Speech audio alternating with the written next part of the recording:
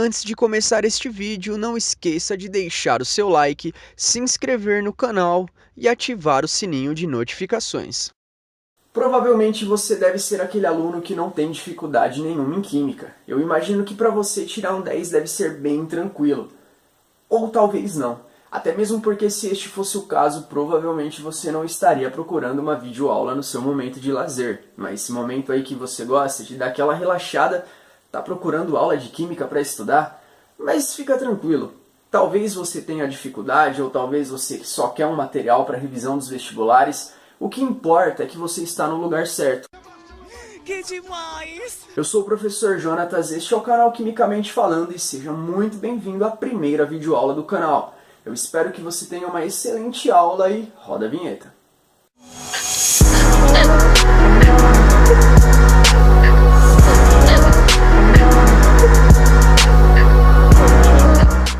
Na aula de hoje nós vamos falar sobre as propriedades atômicas, ou seja, as propriedades que os átomos apresentam.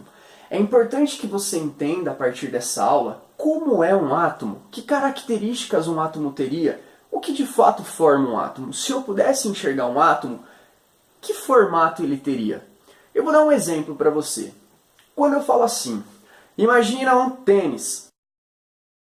É o quê? Ei, eu disse tênis, calçado. Quando eu falo imagine um tênis, na sua cabeça e na sua mente você cria a figura de um tênis. Você pensa no formato, você pensa no modelo, você pensa na marca, você pensa até na cor. E por que você consegue fazer isso? Porque você é muito inteligente? Porque você tem superpoderes? Não, cara. Você consegue fazer isso porque você simplesmente sabe o que é um tênis. Então, se eu te perguntasse assim, imagine um átomo, o que viria na sua mente? Talvez nada. Mas fica tranquilo porque até o final dessa aula você vai conseguir criar a figura de um átomo na sua cabeça. Entender de fato o que é um átomo, quais propriedades e características um átomo apresenta. Fica tranquilo porque até o final da aula você vai conseguir fazer isso aí. Beleza? E pensa bem comigo. Se nós vamos estudar os átomos, é porque alguém de fato descobriu o que seria um átomo. Na verdade não é bem assim, tá? Não foi alguém, foram algumas pessoas. O átomo passou por um processo chamado de evolução dos modelos atômicos. Ou seja, não foi simplesmente um cara que acordou lá e falou assim, nossa, descobriu o átomo. Ou uma única pessoa que foi no laboratório estudar o átomo e descobriu que era o átomo. Não.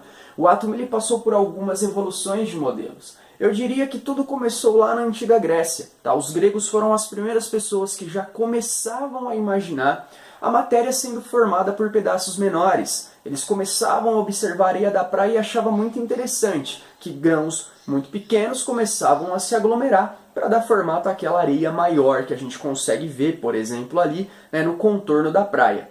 Então eles começavam a pensar na matéria formada por pedaços menores. Só que eu diria que aí foi uma ideia muito simplista, uma ideia importante, certo? Para dar o primeiro pontapé aí no estudo do átomo, mas simplista. Depois dos gregos, veio esse cara aqui chamado de Dalton e começou a aprofundar na teoria dos gregos. E o que ele fez? Ele melhorou a ideia dos gregos, ou seja, ele evoluiu a ideia dos gregos. Aí depois veio um outro cara chamado Thomson e falou assim, pô, bacana, Dalton deixou o modelo dele bem interessante, mas eu consigo pensar em outras coisas que Dalton não pensou, e foi lá e melhorou mais ainda. Por isso que a gente fala que o átomo foi descoberto através de evolução de modelo atômico, ou seja, cada modelo que explicava o átomo foi evoluindo, foi melhorando. Mas presta bem atenção no que eu vou te falar agora. O objetivo da aula não é estudar como eles fizeram, é estudar o que eles descobriram.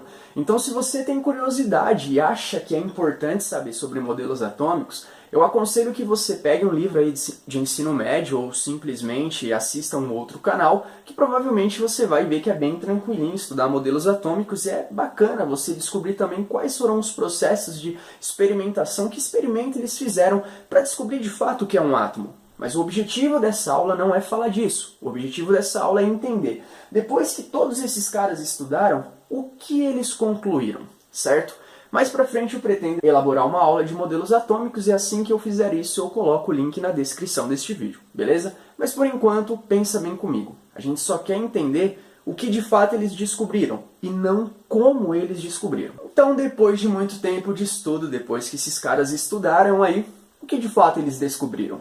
O que essa evolução de modelo atômico trouxe para nós? Então, a primeira coisa que você tem que saber, quando a gente pensa aí no formato de um átomo, que característica esse átomo teria, a gente tem que pensar, né, em que primeira imagem que eu vou criando de um átomo ali, né, que eu vou começar a construir essa figura na minha mente. Então, a primeira coisa que você vai pensar é que um átomo ele vai ser formado por duas regiões, certo? E essas regiões têm nomes muito característicos, tá?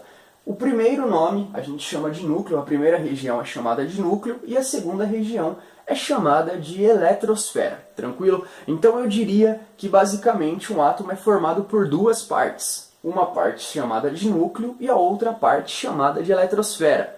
Mas o que seria interessante? Seria interessante se a gente pudesse enxergar essas regiões, ver a posição, que formato essas regiões teriam.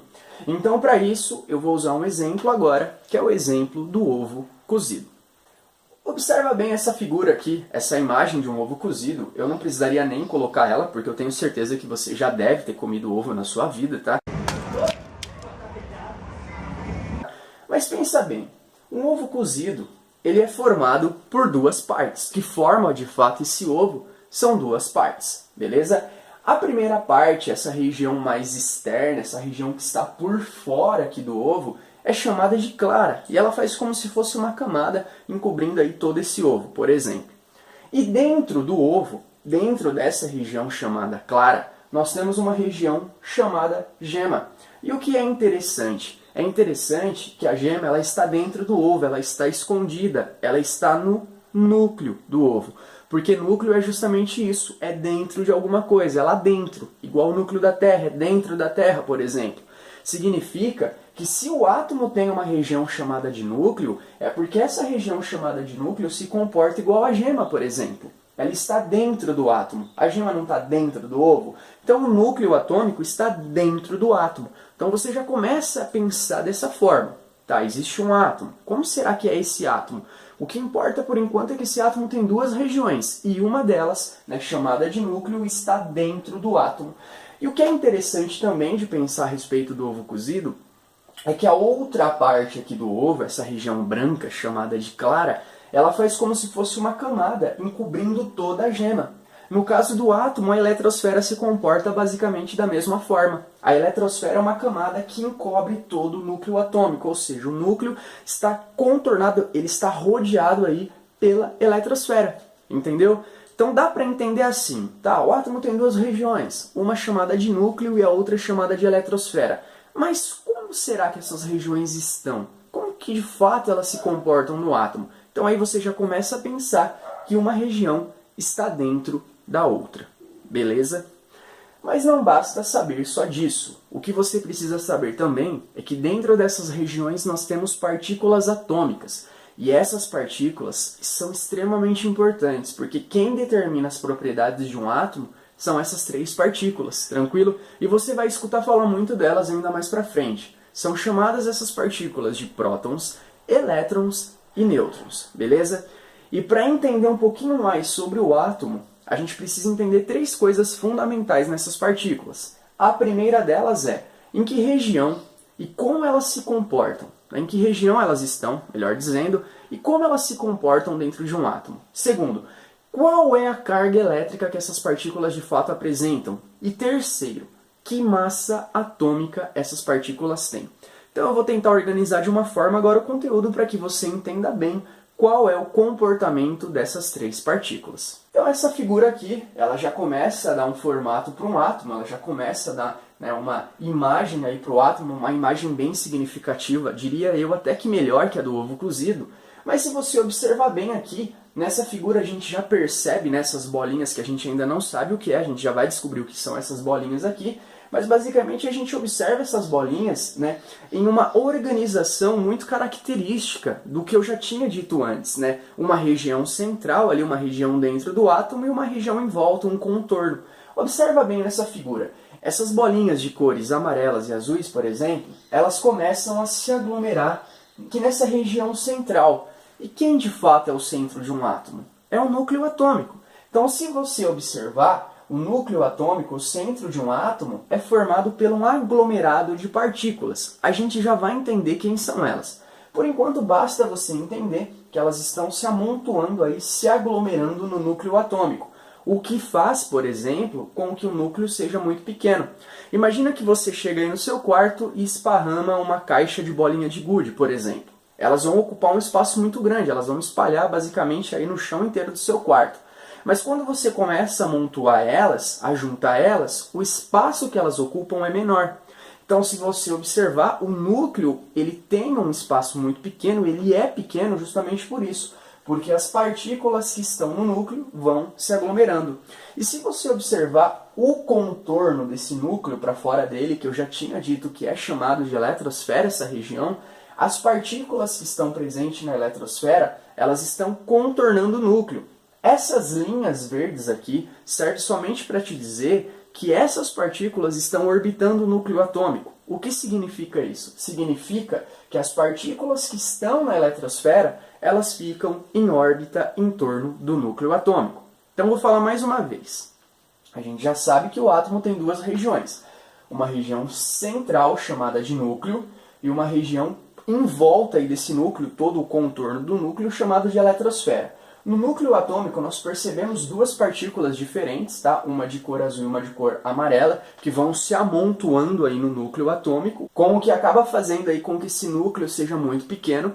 E já na eletrosfera nós temos os elétrons aí em órbita em torno do núcleo atômico. E se você pensar bem, pessoal, quanto mais órbitas eu tiver, maior vai ser a minha eletrosfera. Por isso que quanto mais partículas na eletrosfera eu tiver, maior vai ser ela. Por isso que a eletrosfera acaba sendo muito maior que o núcleo atômico. Tranquilo? Agora, professor, beleza. Nós temos duas regiões, temos partículas nessas regiões, mas quem são essas partículas? Eu já tinha dito o nome delas, mas como eu de fato vou descobrir quem é quem?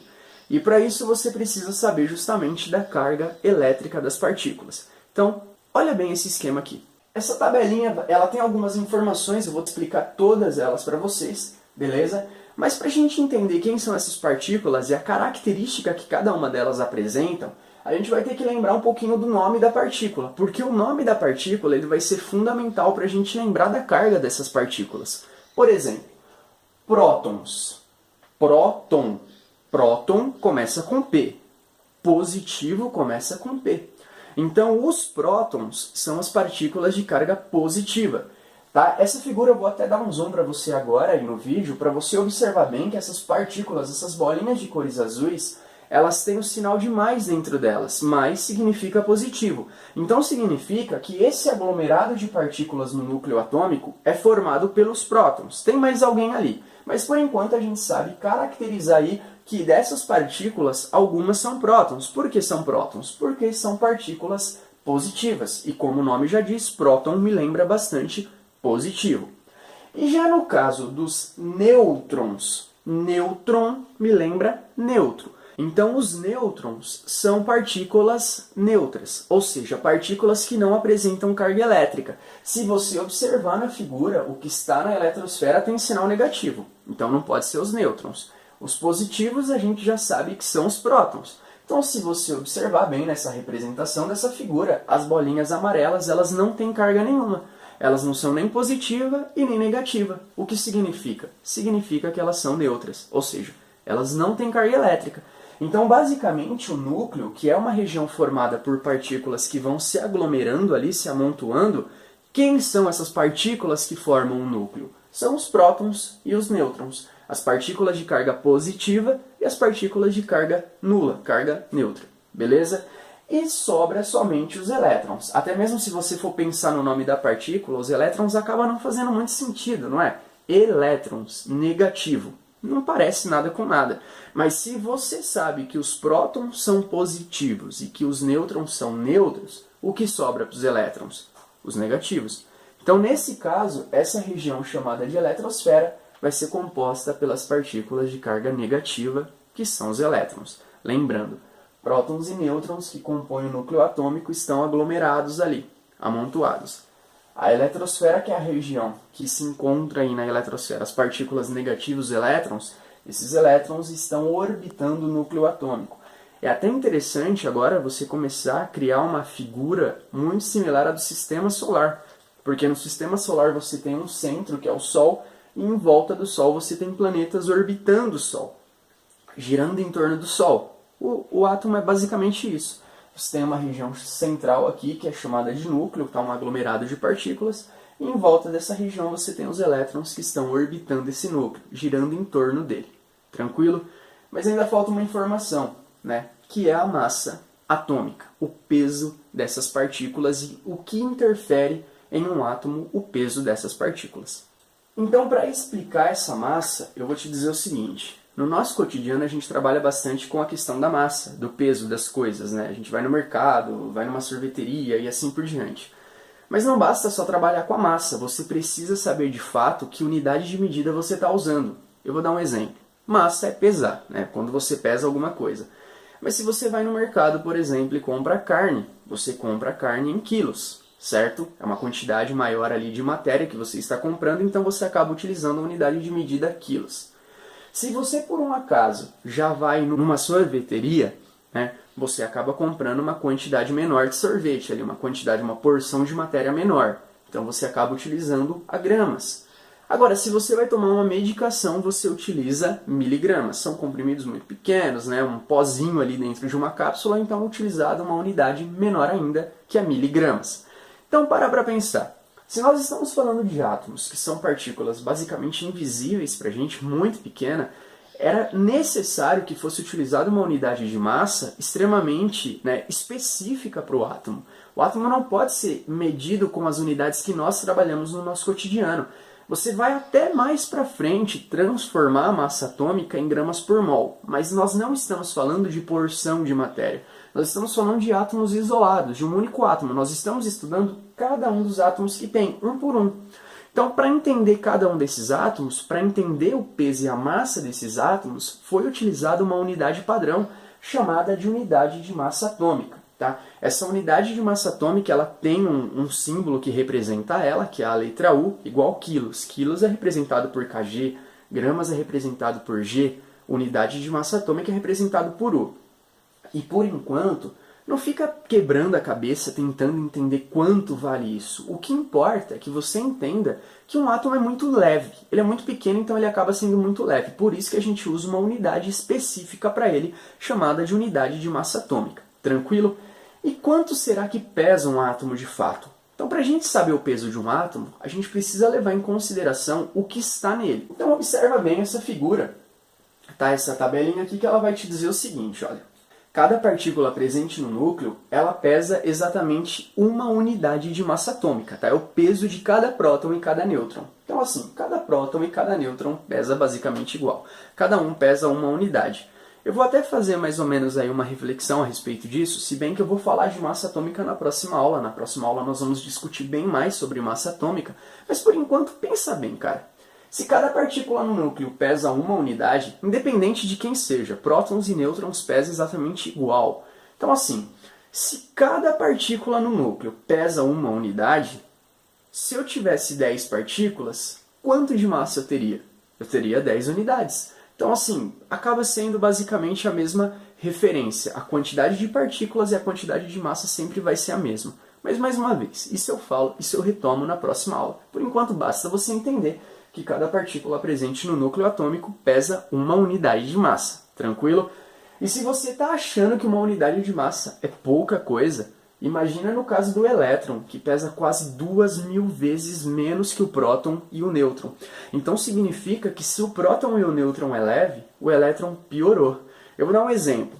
Se você vai se pesar, você chega aí numa farmácia, sobe lá na balança, se pesa e fala, caramba, eu tô gordinho, preciso emagrecer.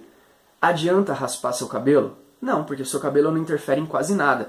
É basicamente isso. O elétron não interfere em quase nada. Por isso que quem determina a massa de um átomo é o núcleo. São os prótons e os nêutrons.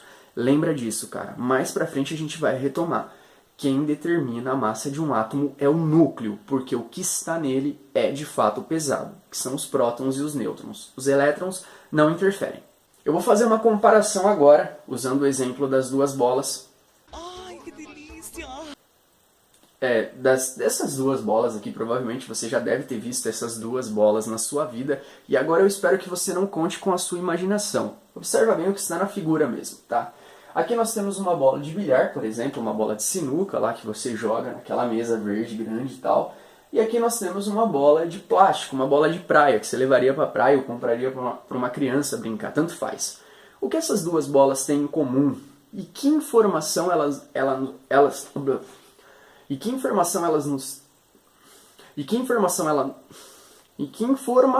essas duas bolas nos traz pensando nessas duas regiões do átomo, no núcleo e na eletrosfera, levando em consideração o que tem dentro delas, tá? Dentro do núcleo e da eletrosfera. Vamos lembrar assim, ó. O núcleo, a gente sabe que é formado por partículas que vão se aglomerando, certo? Ou seja, o que faz com que o espaço que o núcleo ocupa seja muito pequeno. O núcleo é muito pequeno. Se a gente comparar essas duas, essa é bem pequenininha. Já no caso da eletrosfera, os elétrons estão em órbita. Então, quanto mais órbita você vai tendo, maior é o raio dessas órbitas. Ou seja, quanto mais elétrons tiver ali, por exemplo, no meu átomo, maior vai ser a eletrosfera desse átomo. É a mesma coisa de você pensar. Se o sistema solar tivesse um planeta só, né, ele seria pequenininho. Como ele tem mais de um, ele acaba sendo muito grande. Quanto mais órbitas você tem, maior vai ficando aquele espaço, aquela região. No caso da eletrosfera, ela acaba sendo muito grande. Então, se a gente comparar, o núcleo é pequeno, como uma bola de bilhar, e a eletrosfera é grande, como uma bola de plástico, uma bola de praia, por exemplo. Porém, embora os tamanhos sejam muito diferentes de uma para outra, as massas também acabam sendo também um contraste aí. Pensa bem comigo. A gente sabe que no núcleo estão as partículas mais pesadas. Então, mesmo que ele seja pequeno, ele acaba sendo muito pesado. Como essa bola aqui, ela é pesada. Taca ela na cabeça de alguém. Brincadeira, não taca. Mas se você tacasse, você perceberia que ela é de fato pesada. Já essa aqui, embora seja muito grande, ela acaba sendo muito leve. Então é isso que você tem que entender agora, cara. Essas duas informações extremamente importantes, tá? Porque mais pra frente você vai estudar massa atômica, massa molecular e um monte de massa que tem aí. Mais pra frente você vai estudar raio atômico. Então o que você precisa de fato entender aí na sua cabeça e ter essas informações aí dentro de você é o seguinte. Toda vez que a gente falar de massa, de peso, quem determina o peso de um átomo é o núcleo. Então quando você for estudar o peso de um átomo, você estuda o núcleo atômico. E quando a gente for falar de tamanho, por exemplo, o tamanho de um átomo, que átomo é maior que o outro, você está falando de eletrosfera. Então lembra disso. Quer falar de peso, você fala do núcleo.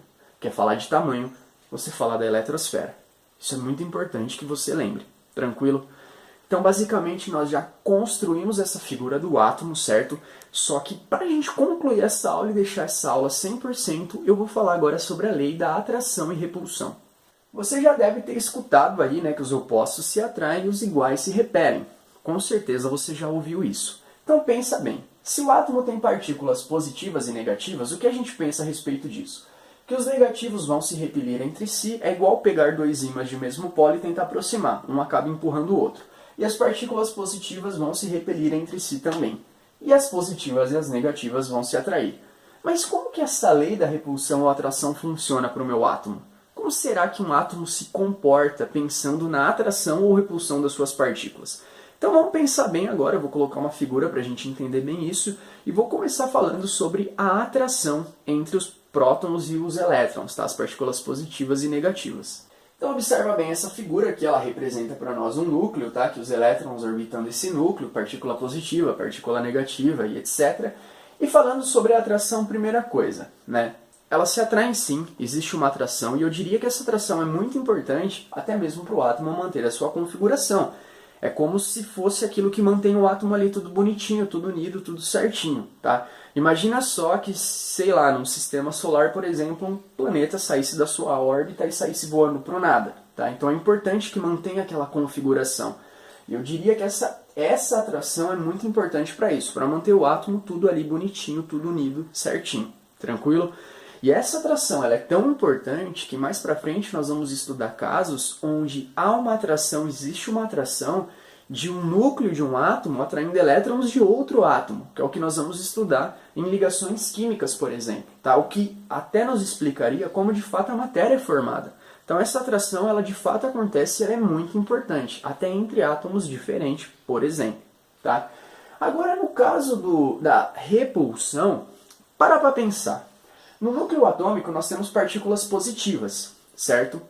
E essas partículas estão todas aglomeradas, amontoadas ali. Mas como que é possível, né? Partículas de mesma carga estar aglomerada, amontoada no mesmo lugar? Pela ciência isso é impossível. Mas para pensar comigo. Não existe só prótons no núcleo. Nós temos nêutrons. E o que é interessante do nêutron? O nêutron ele não tem carga. Então, basicamente, eu diria que uma das funções do nêutron, pensando ainda só no átomo, não em outras coisas, em reações químicas e assim por diante, pensando só no átomo, eu diria que a função do nêutron é justamente essa, é de quebrar essa repulsão entre os prótons. Então os nêutrons acabam sendo muito importantes, porque pensa bem, entre os prótons é simplesmente eu pensar que há nêutrons quebrando a repulsão do núcleo atômico. Por isso que é possível essa configuração aglomerada do núcleo de um átomo.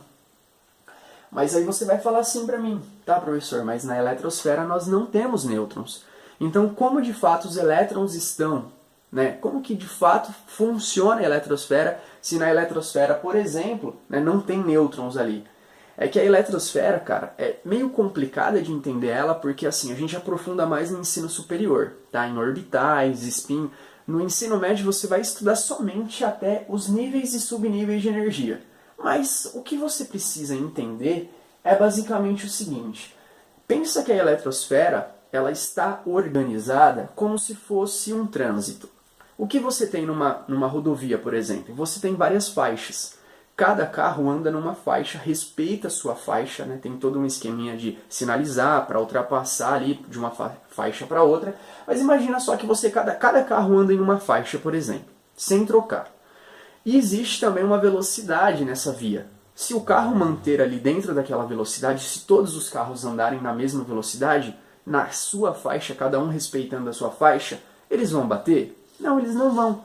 Por quê? Porque está muito bem organizado, né? Tem uma organização ali no trânsito que mantém esses carros, né, cada um no seu lugar para que não ocorra acidente. O que eu estou tentando te dizer de uma forma muito simples é que a eletrosfera ela é bem organizada de forma que cada elétron fique num espaço diferente, digamos assim.